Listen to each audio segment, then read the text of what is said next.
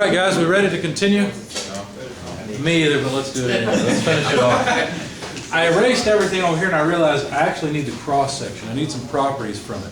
And since we've actually moved into chapter 11 already and we're talking about buckling, this is something where you might get a little bit confused. Because think about it. Remember the crane, the view that we had was of the cross section was something like this, right? Now, it's not obvious, but I would assume that this is 1,000 millimeters and this is 1,000 millimeters that we're looking at, right? That's the only thing that makes sense. If you turn the support the other way, you just put it into its weakest position, right? So I think we've got bending moments like this, not bending moments like this. Does that make sense? Okay. So I think what we want is the area moment of inertia about a horizontal axis here, not the other way around. So when I went to calculate the area moment of inertia, I realized I needed to discuss this with you. So I think the base would be 25 millimeters, the height is 1,000 millimeters, which we have to cube and divide by 12. So if you would, go ahead and give me the area moment of inertia. Yeah. It's 100. Yeah, it's 100. Your area was off. Oh, it's 100, not 1,000. Thanks. I thought it was 1,000. That would be a pretty odd ratio, though, wouldn't it? A meter or so by an inch. But as they were saying, that does change your overall area. Yeah, that does. There. Thank you. Keep me honest, guys. All right, so when you get an area moment of inertia, let me know, we'll write it down, then we'll move on. Excuse me.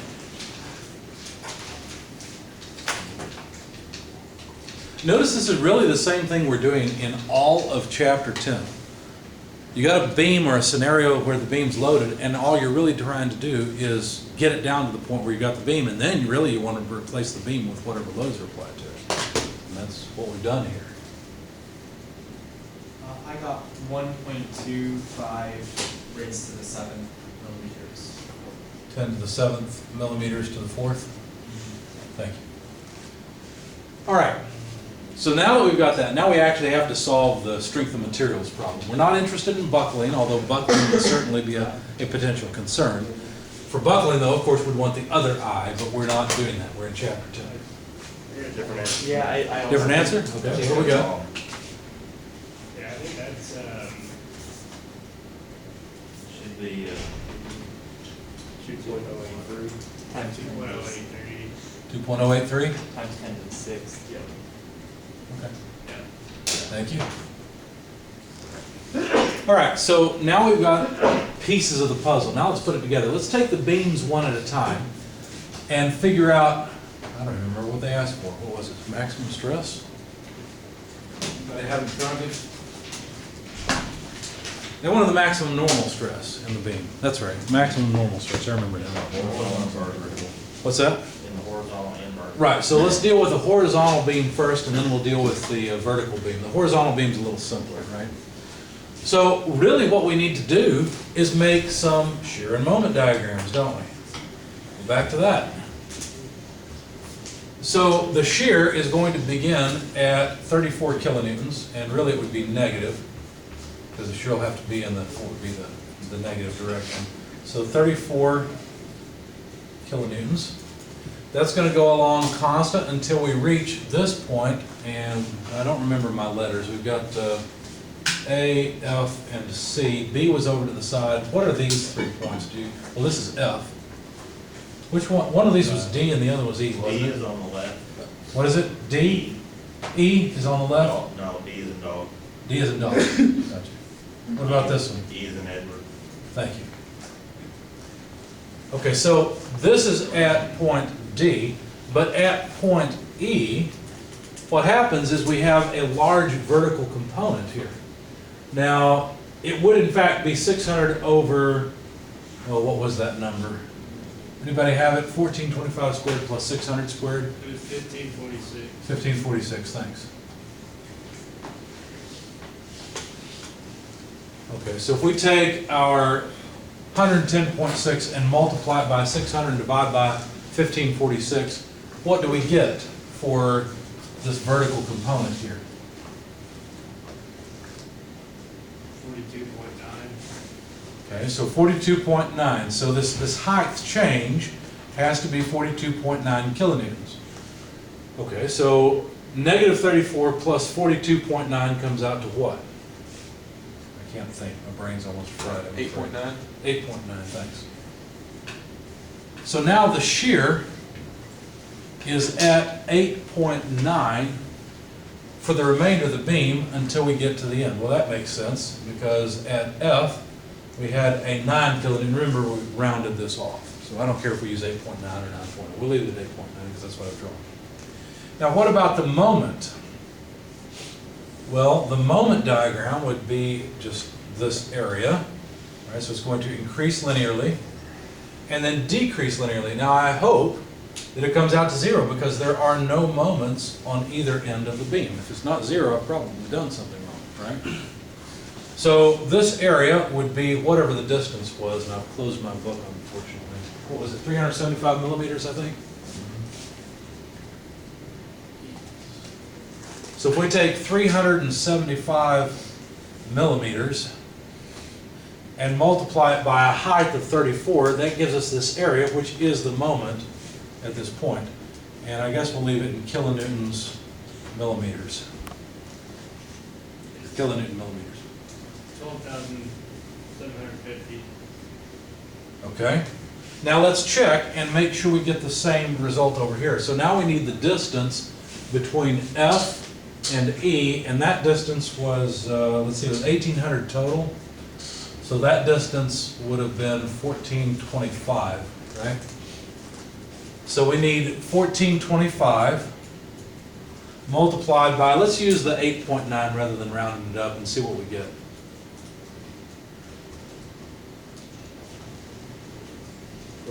$12,682.5. So 12,682.5, so 683. That's close enough, okay?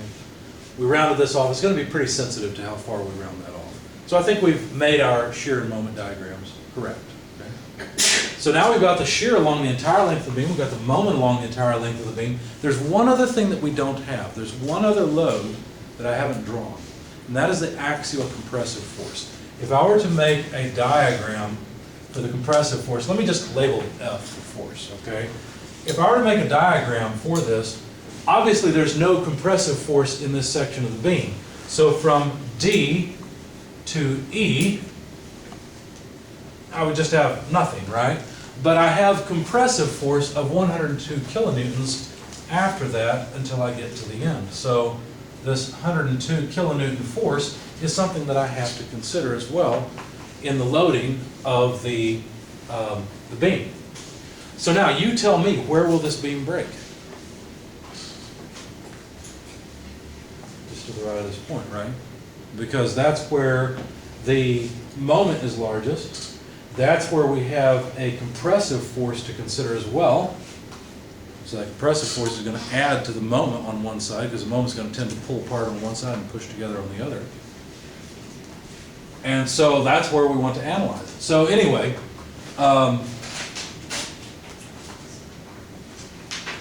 let's go ahead and try to come up with the stress at that point. So if I were to draw, let me draw the beam. I'm cutting it at point E.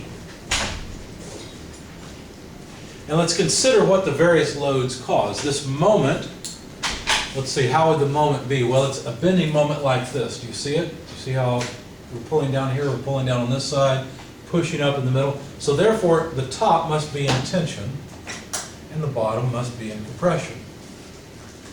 Now, this is a load that is equally distributed, right? The center point's going to be in the middle of the beam at the neutral axis. And how do I know that? Well, looking at the cross-section. The cross-section is uniform, okay? It's simple. So I know that this stress, sigma, would just be MC over I.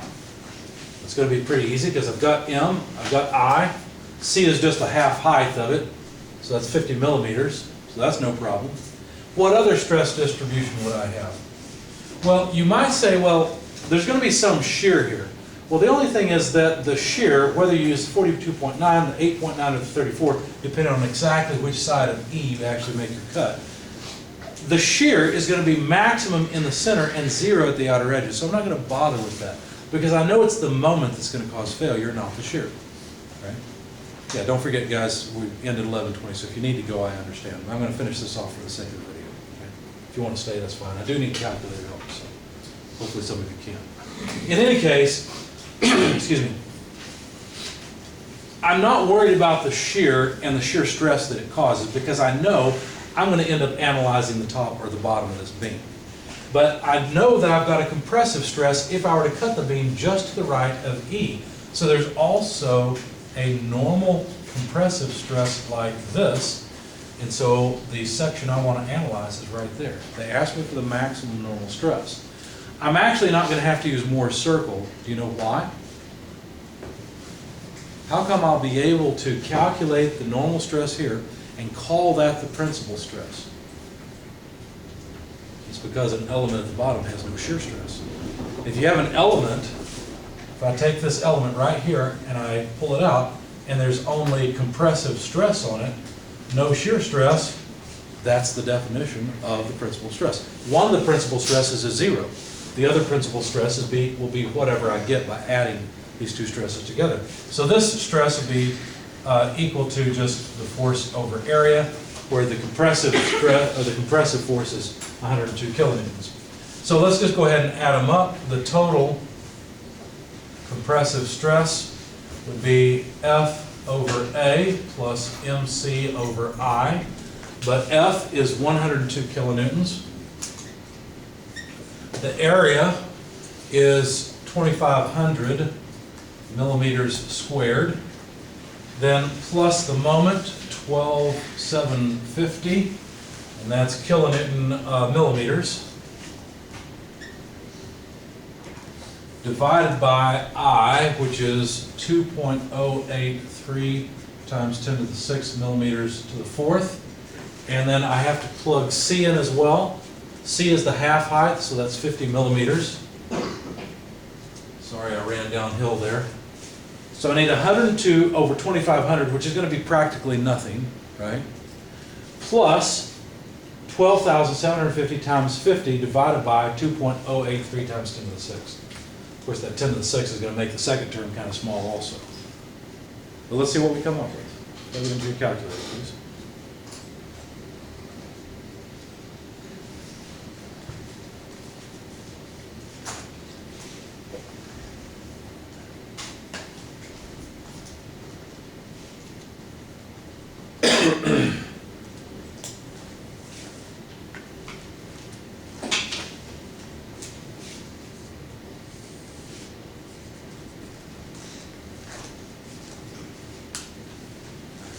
Any numbers? I got 41.1 megapascals. 41.1. You want to verify that? Sounds good to me. I have no idea. Can you read off your numbers there? Sure. 102 over 2,500. 12,750 times 50 over 2.083 times 10 to the 6th. Ooh, I think I missed a decimal I place. got 0.34684. 0.34684.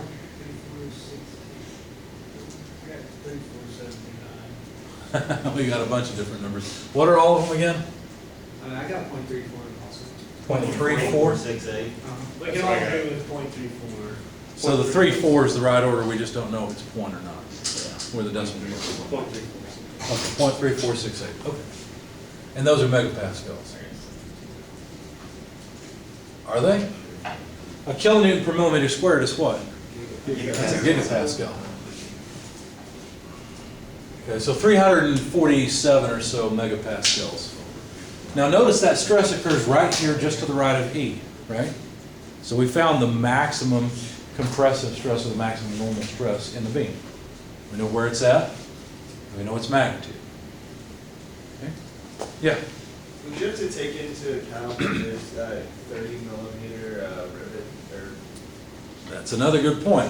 Where does the rivet occur? It's right in the middle, right?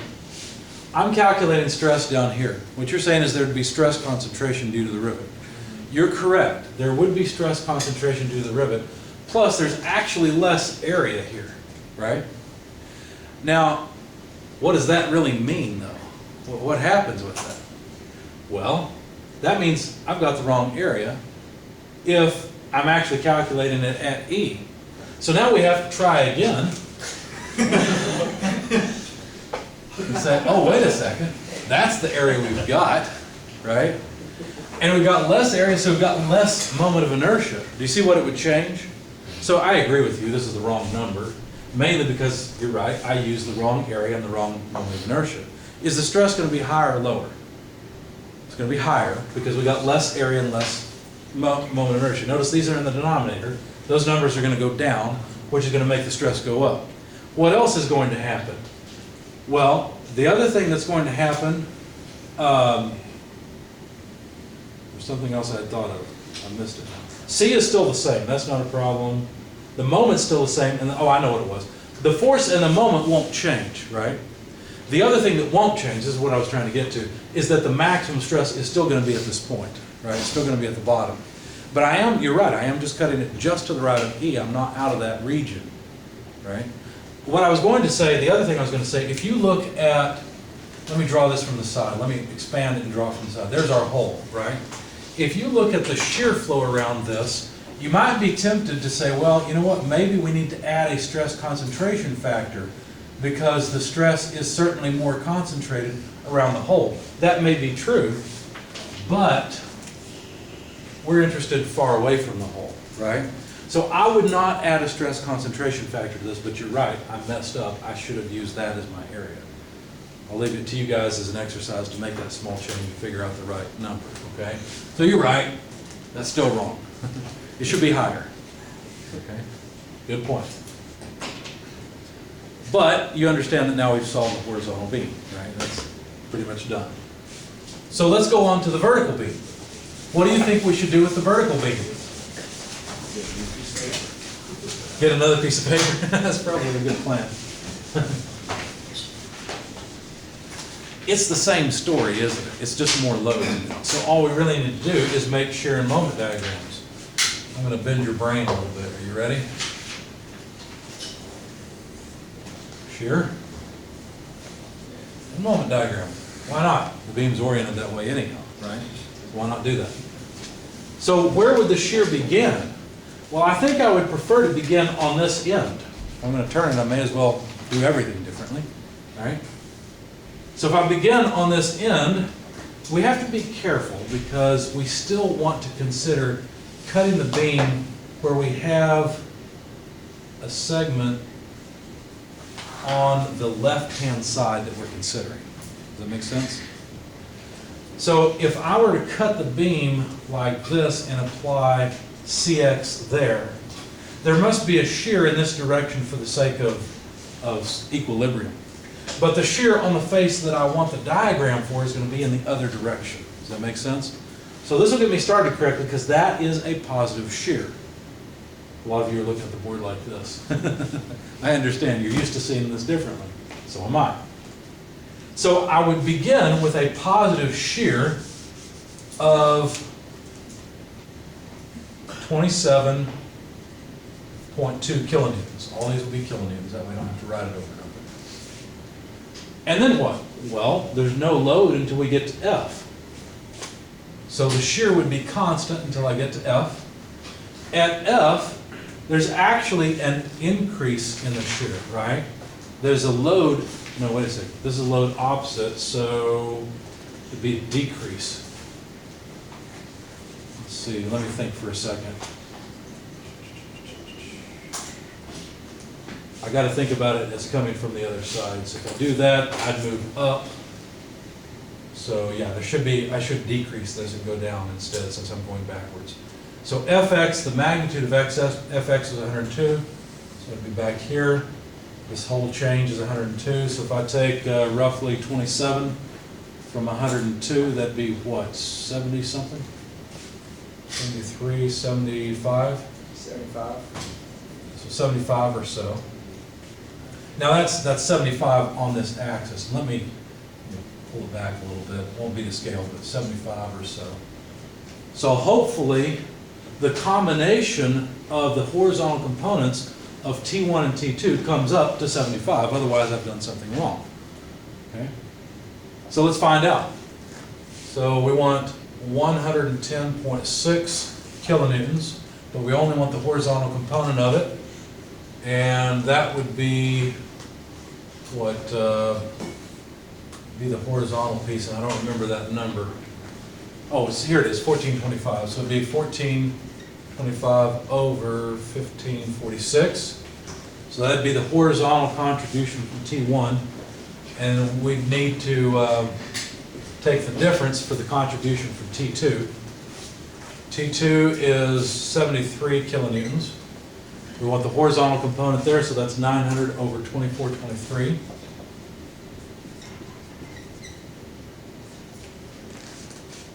So I hope that this number comes out to 75. Does it? Let's find out. It does? Okay, so we've got one person verifying. Okay, so this is the shear diagram. Even though this looks complicated, really think about it, we really just have a combined force here. We could actually take T1 and T2, combine them vectorially, and just apply one load there. In that case, this is really no more complicated than the beam we've already solved, right? So it's the same thing, really. So now let's calculate the moment. Now the distance, now these distances I really don't, well maybe I do remember those. Wasn't this distance 1625 and this one was 600? That's where we got our 2250 from? Yeah. Okay. So if we take 600 millimeters of length times 75 kilonewtons of height, how much moment? Yeah. It's 1650, not 1625. 1650, thanks. Yeah, you're right, it would have to be. I was getting confused with that number. So if we take 600 millimeters times 75 kilonewtons, how much area is that? 45,000. 45,000. Since I have negative area, that means that this would have to go down. And I should have moved all this over then.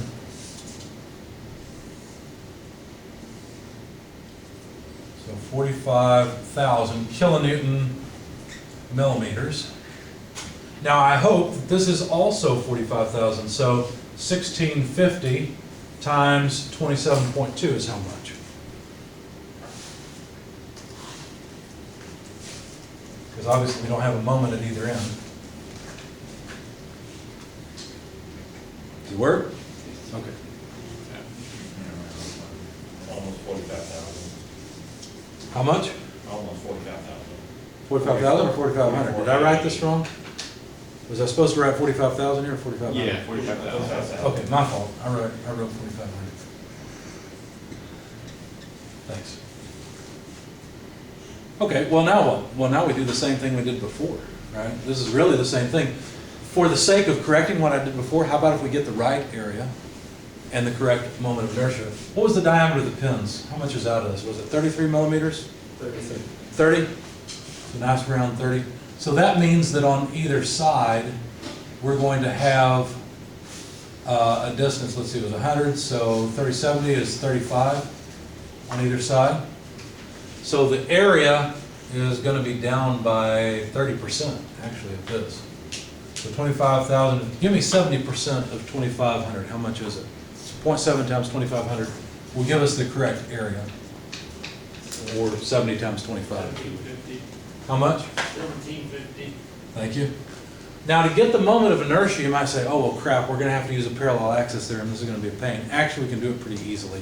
Consider it as one we already have the moment of inertia for, minus the area that's missing. Right? That's all we really need to do. So this one is going to be 30 millimeters by 25. I for that would be 25 times 30 cubed over 12. And this is negative area, right? It's negative inertia. It's the inertia we're taking out of it. So give me the number here.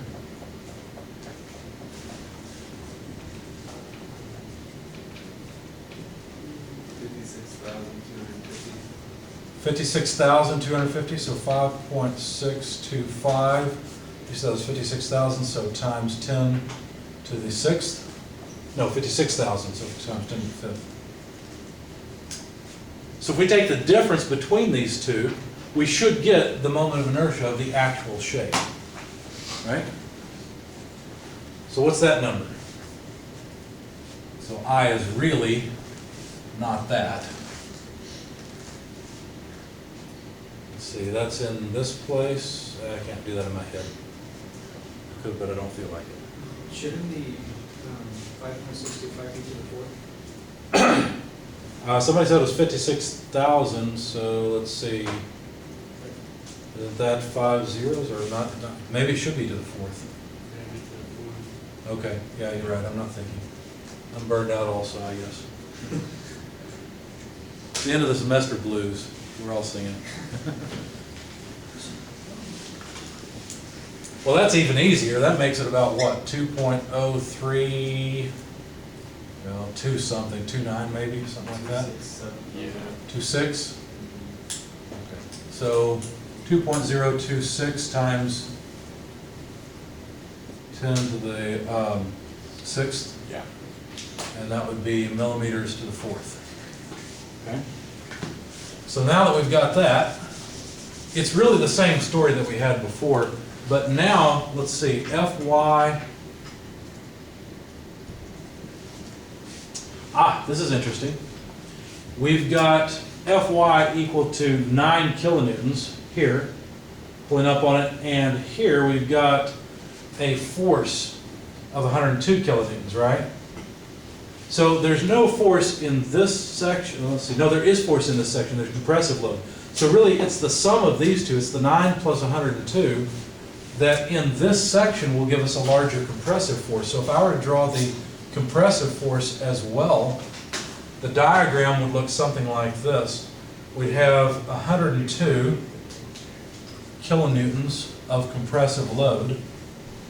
And then when we go up to F, we'd actually increase it by 9 more. So that's 111 kilonewtons. And then, of course, the vertical components of T1 and T2 should add up to 111, but I'll let you verify that on your own if you want. Okay. So our compressive force is actually higher on this side of F rather than this side. So for the same reason as in the horizontal beam, I'm not really worried about the shear, because the stress profile that it generates, let me draw the beam and cut it just past point F, but not so far that I'm not in the hole anymore, okay? So the stress profile from the shear stress is going to be something like that, right? It's a parabola, it's maximum in the center, minimum, and of course since we have no material there, it's going to cut off to 0. But still, we're only interested in these outer fibers because that's where the moment is going to cause its biggest problem. Okay, so let's finish this off. We're almost done. So really, this is what we've got, something like that. And what's going to happen is the moment, which, look at it, we've got CX pulling this way, FX pulling this way, and the sum of the tension pulling this way. The moment's acting like this, so there's going to be tensile stress on the outside and compressive stress on the inside. It's going to decrease. It will not go to 0 at that hole. The reason this hole doesn't matter that much is because, excuse me, the bulk of the load, or the bulk of the stress, is in an area where the stress is highest, right? So it generates the load necessary, the moment necessary, fairly easily. Another way of saying this is if you want to make a hole in the beam, put it in the middle of the beam. That's the best place for it. Yeah. The corrected stress up there, Oh, you got the right number here? yeah, Okay. is 0.3729. How about if we say 372 megapascals? Thank you. Okay, so over here we're going to have that stress profile, but we're also going to have a stress profile from compression. Now, I would say this is uniform, but in a way it's not, right? Because there's no stress where the hole is. Okay? But we can certainly calculate these stresses and add them up. Obviously, the big problem's right here due to compressive stress. So let's just add it up. The compressive stress at that point is going to be negative F over A minus MC over I. Now the forces are a little bit different here. They're not the same magnitude as they were in the horizontal beam, but we end up with essentially the same equation. The only reason I'm using these negative sides is to indicate that it's compressive. So let me do this instead. I'll put a C on it to indicate that it's compressive, and I'm calculating the stress right there, okay? So now the force, the compressive force I've just erased, but it was 111 kilonewtons. Our area, now the correct area, is 1750 millimeters squared. I'm going to get rid of, let's see, I can remember that that was 45,000.